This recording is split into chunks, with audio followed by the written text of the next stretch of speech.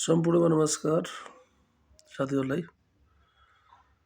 र केही समय पहिले जिएनजी सरकार आएपछि सिपुलुङमा जाने कामदार जो इस्युनको रोकिएको थियो त्यो काम फेरि अदालतले फैसला गरेर चालु हुनुभएको छ।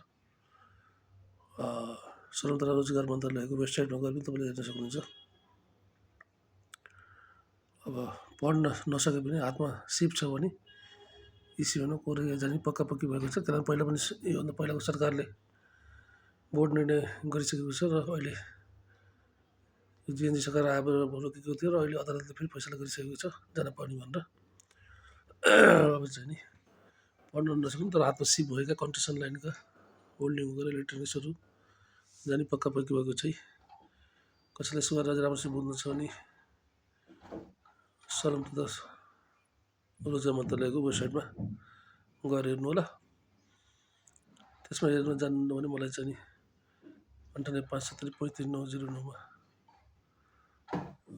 पठाइदिनु भनेर म तपाईँलाई त्यसको कपी पठाइदिन्छु है त। ल खुसीको चाहिँ धेरै साथीहरू काम रोकेको थियो, सबैलाई बधाई छ। ल।